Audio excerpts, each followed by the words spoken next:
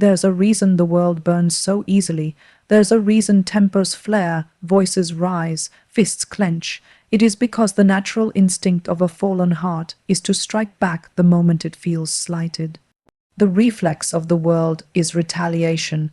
Disrespect me, and I will disrespect you twice over. Wound me, and I will make sure you bleed deeper. That is the code of the street, the code of the workplace, the code of the family feuds and bitter friendships. That is the air we breathe every single day. It's easy, so terribly easy. You don't have to teach a child how to shout when they are wronged. You don't have to train a man how to bite back when his ego is bruised. That instinct is already stitched into our very bones. It lives there, just waiting to be provoked. It's almost automatic, like breathing, like blinking. The moment we feel disrespect, words rush to our tongues like floodwaters behind a broken dam. The heart pounds, the blood rises to the face, and without thinking, without pausing, without any wisdom, we speak. We lash out, we defend ourselves at all costs, but what is often called strength in this world is not strength at all. It is weakness. It is proof that the heart is ruled by emotion, that the spirit is ruled by pride. Anyone can snap back, anyone can yell, anyone can tear another person down in the heat of the moment. That requires no discipline, no patience, no courage. That is the mark of an undisciplined soul, a captive soul, a soul still enslaved to the opinions and offenses of others. Real strength, the kind that the world does not understand, the kind that seems almost foolish to those who are slaves to their own pride, is silence. Real strength is the man or woman who has every right to defend themselves, every opportunity to speak, every burning reason to retaliate, and yet they refuse. They hold their tongue, not because they are too weak to answer, but because they are too strong to be baited. They know who they are, they know whose eyes really matter. They have weighed the opinions of men against the judgment of eternity, and found the words of man far too light to trouble them. Silence in the face of disrespect is not a loss. It is a victory, a quiet, hidden victory. It is not the victory that parades itself or demands applause. It is the kind of victory that heaven sees even when the earth mocks. It is the kind of victory that matures a soul, that deepens a heart, that strengthens a character. It is not weakness to remain silent when your name is dragged through the mud. It is not cowardice to stay still when your reputation is bruised. It is not passivity to let the insult fall to the ground without chasing it down. It is the proof that you are governed by something, someone greater than yourself. There is a terrible freedom that silence gives you. When you do not respond to every insult, you show that you are not controlled by insult. When you do not answer back to every disrespect, you demonstrate that your heart is not tied to the fleeting judgments of man. You are free, free from the exhausting, endless cycle of tit for tat, insult for insult, wound for wound. Free from the prison of always having to be right, always having to be understood, always having to be vindicated in the eyes of those who scarcely know their own hearts. And make no mistake, silence is not easy. It is a hard and costly thing. It feels like death, because in many ways it is. It is the death of pride. It is the death of self-defense. It is the death of the craving to be seen as right. Silence after disrespect feels like swallowing fire. It burns going down, it bruises the ego, it leaves you feeling small and invisible, and yet it is precisely in that death that true life begins. It is precisely in that humbling that the soul becomes strong. Because the truth is, the strong man does not need to prove he is strong. The wise woman does not need to shout her wisdom. The faithful soul does not need to rush to defend their name. Their life will testify louder than their voice ever could. Their patience, their endurance, their refusal to be moved by the smallness of others, that is the sermon their silence preaches, and it preaches louder, deeper, and longer than any angry outburst could ever hope to. There are things in life that only silence can accomplish. There are victories that only come through restraint. There are moments when the greatest battle is not won by speaking, but by enduring. Anyone can fight when words are thrown. But who can stay quiet and trust that their worth is not diminished by the disrespect of others? Who can stay quiet and believe that their reputation is safe in the hands of a just and all-seeing God? who can stay quiet and find their peace not in the vindication of men, but in the quiet approval of heaven. This world does not know what to do with such people. It does not know how to label them. It calls them weak, passive, foolish. But they are the strongest ones among us. They are the ones who have mastered the battlefield of the heart. They are the ones who have broken the cycle of vengeance. They are the ones who have seen the smallness of man's insults in the light of the greatness of their calling. When you stay quiet after being disrespected, you are not pretending that the offense didn't hurt. You are not excusing evil or pretending that wrong is right. You are simply choosing a higher fight. You are choosing to be ruled by love, not hate. You are choosing to be governed by faith, not fear. You are choosing to walk in the strength that the world cannot understand, but that heaven honors with a crown far greater than the applause of men. It's a simple thing to look good when life is good. It's easy to wear a smile when everyone is clapping for you, when the world nods in approval, when doors swing open and voices rise to celebrate your name. When the sun is shining, almost anyone can seem strong, patient, kind, and steady. Praises can make even the most fragile person look noble, but that's not where the truth is. That's not where the real measure of a soul is found. The soul is not tested when it's being praised. It is tested when it's being wounded. You learn who a person really is not when they are honored, but when they are struck. Not when their plans are working out, but when they fall apart. Not when they are surrounded by friends, but when they are left standing alone. Wounding reveals what praise conceals. Pain exposes the hidden things. Praise often dresses the soul in fine robes, but wounds tear them away and show the nakedness underneath. And it is there in that moment, when the soul is bruised, bleeding, and humiliated, it is there that the truth rises to the surface. Anyone can act kind when they are treated kindly, but what about when they are slandered? What about when their heart is crushed under betrayal? What about when someone lies about them, mocks them, despises them? That's when the real person steps forward. You don't truly know someone until you've seen how they bleed. You don't truly know yourself until you've watched your own reaction in the hour of your deepest hurt. There are many who seem patient, but their patience is only as deep as their comfort. Strip them of applause, take away their rewards, let the knives of others pierce their pride, and you will see. You will see if their peace was built on circumstances, or if it was rooted in something greater. Some sing loud when everything is easy, but go silent when it costs them something. Some love openly when it benefits them, but grow bitter and cold the moment they are wronged. The measure of a soul is not how high it can rise when lifted by others, but how deep it can stand when crushed by others.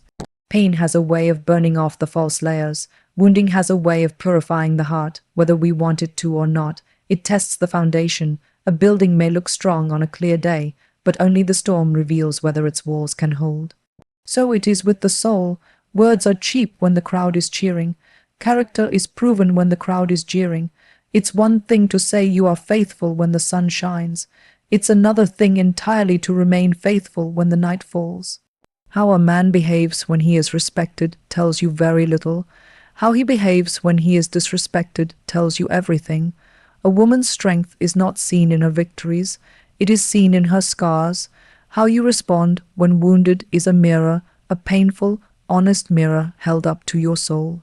Do you lash out? Do you turn bitter? Do you harbor secret hatreds and plan quiet revenges? Or do you forgive even when the wound is fresh, even when no apology comes, even when the world calls you a fool for it? There is a weight to true character, a gravity to true strength. It doesn't shine when the lights are brightest. It shines when the lights go out. When you are wounded, when you are stripped of your defenses, when you have no one left to impress, that's when you find out what's really inside. And if all that comes out is rage, bitterness, self-pity, then no amount of praise you ever received can change the truth of who you are. And yet, there's something sacred about wounds. There's something holy about that moment of exposure. Because it's a chance, a rare and terrible chance to either become bitter or to become deeper. You stand at a crossroads when you are wounded. You can harden your heart and feed the darkness growing inside you. Or you can let the wound humble you. You can let the pain refine you. You can let the heartbreak press you closer to the only one who truly sees, who truly knows, who truly heals. Because if we're honest, much of our strength is just borrowed strength. It's easy to seem noble when no one is testing you. It's easy to seem humble when you're constantly admired. But when the world turns against you, when friends betray you, when lies stain your name, and no one comes to defend you in that crucible, whatever was borrowed falls away. And if you have no real strength of your own, if you have no roots sunk deep into something unshakable, you will fall. You will see how little you had all along. But if your soul has been trained in secret places, if your strength has been forged not by applause, but by the quiet work of humility, of surrender, of trusting when it hurt to trust, then when the wound comes, you will not fall. You will bleed, you will ache, you may even weep, but you will not fall, because your foundation is not built on sand. It's built on something that wounds cannot destroy. The world will tell you that a strong soul is a soul that never feels pain. That's a lie. A strong soul feels pain more deeply, not less. A strong soul is not numb. A strong soul does not wear a mask of indifference. A strong soul is wounded and bleeds and still chooses love, still chooses mercy, still chooses faith, still chooses to bless when cursed, still chooses to forgive when wounded. Praise hides a multitude of weaknesses, but wounds expose everything, and maybe that's not something to be feared. Maybe it's something to be embraced, because in the wound you find out who you really are. In the wound you meet the limits of your strength. In the wound you are given the gift of seeing whether your soul is built on the shifting sands of praise or the solid rock of something eternal. It's a strange thing, how easily pride can hide itself until the moment we are disrespected. We walk through life thinking we are humble, thinking we are lowly and meek, until someone speaks a careless word, throws a look of contempt, brushes aside our worth with one simple gesture. Then something rises up inside of us fast, fierce, burning. That something demands to be seen, demands to be heard, demands to be justified. And in that moment, we find out how much pride we were carrying all along. It doesn't take much to reveal it. One insult, one accusation, one dismissal. Suddenly the mask falls off. Suddenly the heart shows its true condition. We don't lash out because we are defending righteousness. We don't fight back because justice demands it. Most of the time, if we are honest, we lash out because our ego is bruised, because our image has been scratched, because someone dared to treat us as smaller than we see ourselves. And pride cannot stand to be made small. The moment we open our mouths to defend our own honor, the moment we snap back, shout back, scheme back, we reveal that our sense of worth is still tied to what others think of us. We reveal that our identity is still hanging in the fragile balance of man's opinion, and pride, once exposed, has a way of dragging a soul down lower than the original insult ever could. You see, the disrespect of another may stain your name for a moment, but your pride can stain your soul for a lifetime. Disrespect is an external blow, pride is an internal poison. One may harm your reputation, but the other will rot your character from the inside out. And that is why silence is not weakness. That is why silence is not surrender. Silence in the face of disrespect is strength. It is not the strength of indifference. It is not the strength of cowardice. It is the strength of a soul that knows its dignity does not come from man and cannot be taken away by man. It is the strength of someone who has been anchored, grounded, hidden in something deeper than the winds of public opinion. When you choose silence, you are not saying that the disrespect was right. You are not pretending that the wound did not hurt. You are declaring, without a word, that your dignity is not up for debate. You are refusing to let someone else's pettiness rewrite your worth. You are standing with a quiet power that shouts louder than any angry rebuttal ever could. Because in silence, you prove that you are not ruled by pride, and you preserve something far more valuable than your image. You preserve your soul. Pride is loud, pride is desperate, pride cannot stand to be overlooked, misunderstood, misrepresented. It must explain, it must argue, it must shout until everyone bows to its narrative, but dignity is quiet. Dignity is content to be misunderstood for a season if it must. Dignity does not need to explain itself to the small-minded. Dignity can walk away without a word, trusting that time, truth, and eternity will testify better than any self-defense ever could. It takes far more courage to be silent than to fight back. It takes far more strength to absorb a blow than to deliver one. The world will not understand this. The world will call you weak, passive, foolish. It will mock your silence and provoke you to break it. But if you give in, if you answer disrespect with prideful retaliation, you lose something sacred. You trade away your dignity for a momentary satisfaction, and that is a poor bargain, because the satisfaction fades fast, and in its place comes regret, shame, and a heart weighed down by the knowledge that you let someone else's sin pull you into your own. Silence is not just about avoiding conflict. Silence is about protecting the integrity of your heart. It is about refusing to let your spirit be corrupted by the very thing that tried to wound you. It is about choosing the long, hard road of humility over the easy, shallow road of pride. It is about trusting that justice, real justice, does not always come in the form of personal vindication. Sometimes it comes quietly, invisibly, over time, and sometimes it will not come until the very end, when all things are laid bare and every secret is shouted from the rooftops. But the soul that has learned to be silent knows that it can wait, it can endure, it can lose an argument here to win a crown there. And isn't it true that the greatest moments of shame in our lives were not the moments we were disrespected, but the moments we responded with pride? We look back and we wish we had kept our mouths closed. We wish we had walked away. We wish we had let the insult fall to the ground and die there instead of picking it up and breathing life into it with our anger. Every time pride ruled our tongue, we lost something beautiful, something eternal.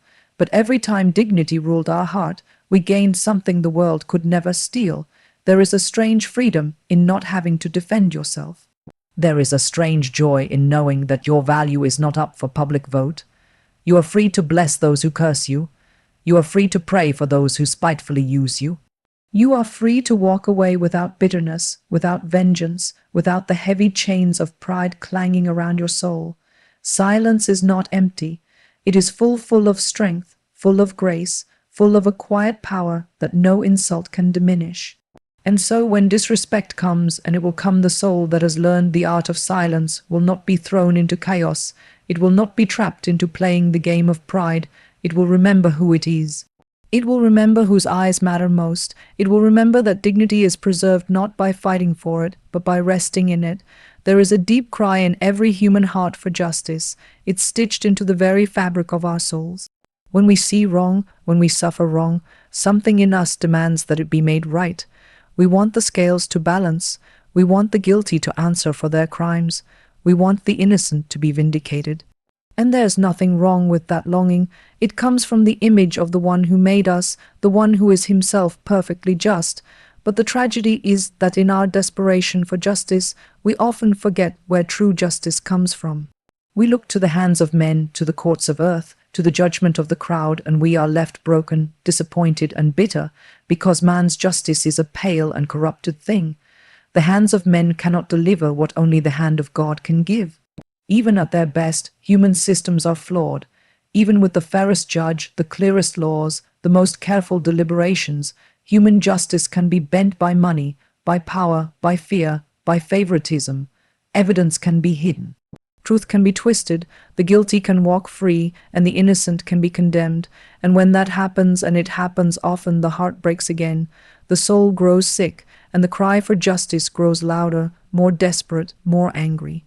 But if you put your hope in the justice of men, your soul will always be restless, because even when man tries to do right, he can only see part of the story. He cannot see the secret motives. He cannot measure the weight of a hidden thought. He cannot read the heart. He cannot truly balance the scales. Only one can. Only one sees it all, the hidden injustices, the silent betrayals, the wounds no one else acknowledges. Only one judges with perfect knowledge, perfect timing, perfect righteousness. And that one's judgment is sure, it is not rushed, it is not manipulated, it does not miss a single detail, it may be delayed, but it will never be denied. True justice does not ride in on the applause of the crowd. It does not come packaged in a verdict stamped by human courts. True justice is the work of a higher throne, a higher authority, and that is why the soul that has been wronged must learn to wait, to trust, to endure. It must resist the temptation to snatch justice by its own hands. It must resist the urge to repay wrong with wrong, to fight injustice with its own kind of cruelty, because vengeance born from the hand of man never heals the wound, it only deepens it. Revenge feels satisfying for a moment, but it poisons the spirit. It replaces the original wound with a far deadlier one, the corruption of the heart. The world says, take justice into your own hands. The world says, do not wait, do not trust, do not forgive, strike back. But the one who sees with clear eyes knows better. The one who understands the weight of eternity knows that real justice is not hurried, real justice is not partial, real justice is not born from rage or revenge. It is the slow, patient, unstoppable work of a judge who never sleeps, who never forgets, who never fails. And this is why silence after disrespect is not weakness. This is why the refusal to retaliate is not surrender. It is a declaration that you trust a higher court. It is a witness to the fact that you know who truly holds the scales. When you are wronged and you stay silent, when you are hurt and you do not return blow for blow, you are living proof that you believe in something greater than the broken justice of this world. You are looking beyond the immediate, beyond the temporary, beyond the applause of men, and fixing your hope on the only verdict that matters. There is a courtroom greater than any we will ever walk into on earth. There is a judge whose gaze cannot be fooled, whose sentence cannot be appealed, whose authority cannot be overruled. Every secret thought, every hidden betrayal, every injustice will be weighed and answered. Not one wrong will slip through his fingers, not one act of cruelty will go unnoticed, and this should be both a terror and a comfort, a terror for those who deal falsely and think they will escape, a comfort for those who suffer quietly and wonder if their pain will ever be acknowledged. The hands of men are clumsy. They can punish the body but miss the heart. They can fine a thief but never restore what was truly stolen. They can jail a murderer but never bring back the life that was taken. But the hand of the true judge does not miss anything. He restores perfectly. He repays perfectly. He mends what was broken in ways no human hand could ever manage. And so we wait, we endure, we trust. Not because we are blind to injustice, not because we are indifferent to evil, but because we know that final justice is coming, and it will not be late. The man who can wait for it, the woman who can trust it, carries a dignity that this world cannot touch. They do not scramble to defend themselves before the fickle court of public opinion. They do not grasp for revenge in the heat of pain. They lift their eyes to the hills and know where their help comes from. It is a hard thing to wait for justice. It is a hard thing to trust in the unseen, to believe that wrongs that have been buried and forgotten by men are not forgotten by God. It is a hard thing to endure mockery without answering, betrayal without retaliating, slander without screaming out for vindication. But those who wait in silence are not weak, they are the strongest among us. They have seen the true scale of things. They know that today's injustice is not the final word. They know that the story does not end with the insults of man, but with the judgment of the one who reigns forever. The hands of men may never lift you up. They may never clear your name. They may never right the wrongs that were done to you, but the higher hand, the true hand will. It will lift up the lowly. It will tear down the proud. It will wipe every tear from the eyes of those who trusted when it hurt to trust. That is the justice worth waiting for. That is the verdict worth living for. There is a kind of silence that speaks louder than any shouted word. It is the silence of someone who has been wronged, who has every reason and every right to fight back, but chooses instead to say nothing, not because they are weak, not because they are afraid, but because they trust in something far greater than their own ability to set the record straight. They trust in something deeper than the human instinct for revenge. They trust that there is a justice at work that does not require their hands to carry it out, a justice that is higher, purer, and stronger than anything they could achieve by their own anger. When you are wronged, everything in you cries out to respond. Your blood burns, your mind races, your heart feels the wound again and again, reliving the moment of betrayal, the sharp edge of the insult, the sting of the injustice. And the flesh wants to answer, it wants to strike back, to make the offender feel the same pain they caused. It wants to balance the scales in the quickest, most satisfying way possible through revenge. Revenge offers itself as a balm, a way to soothe the hurt by inflicting hurt. It whispers that if you just lash out, if you just retaliate, you will feel better, you will be healed, but revenge is a liar. It promises peace and delivers only deeper turmoil. It offers satisfaction, but it leaves you emptier than before, because revenge never actually restores what was lost. It never undoes the wrong that was done. It only drags you down into the same pit where your offender already lives.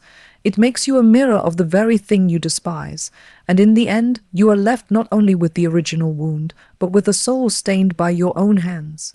Silence, on the other hand, is an act of defiance against the tyranny of revenge. It is a refusal to be mastered by anger.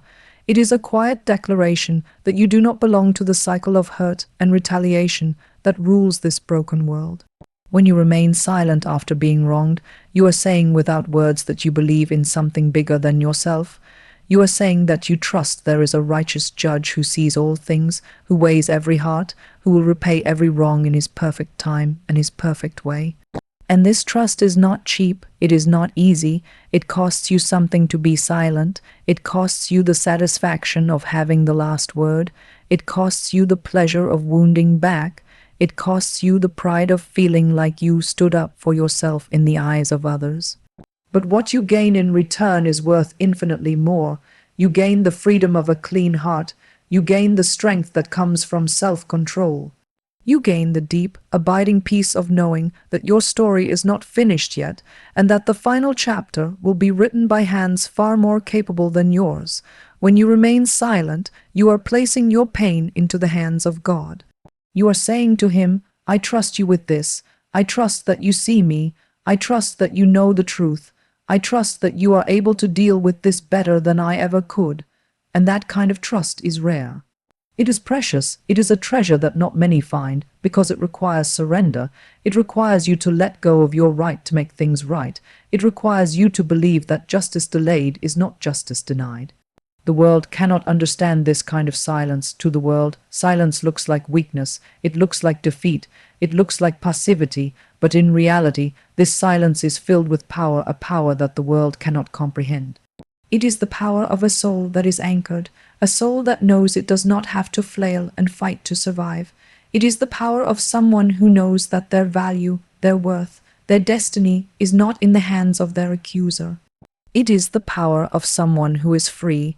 There is a kind of beauty in the person who can endure wrongs without being consumed by bitterness.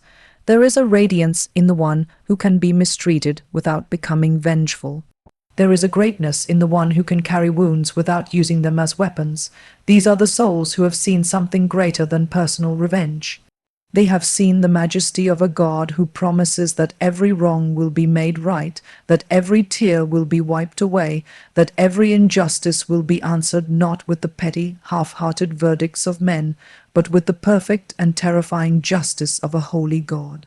And if you truly believe in that greater justice, you can afford to be silent, you can afford to let go, you can afford to wait, to trust, to bless even those who curse you.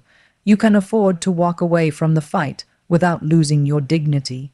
Because you know that nothing is wasted, you know that no wound is unseen, you know that your silence is not empty, it is filled with the thunder of heaven's promise. Sometimes silence is the loudest sermon you will ever preach. It is a testimony that speaks to the world of a hope beyond this life, a faith that clings to an unseen king, a courage that does not depend on human applause. It is a witness that says, my life is not in your hands, my worth is not up for you to determine. My story will not be written by your cruelty, but by God's faithfulness. There will be times when every fiber of your being wants to scream for justice, to shout your innocence, to make the truth known. And there will be times when the Spirit will say, "Be still, let me fight for you." And in those moments, if you can trust, if you can remain silent, you will find a kind of strength that no earthly revenge could ever give you. You will find yourself wrapped in a peace that passes understanding, guarded by a hope that does not fade, carried by a love that never fails. Remaining silent after being wronged is not a sign that you have lost. It is a sign that you have already won something far greater, the victory of trusting in a hand stronger and more faithful than your own.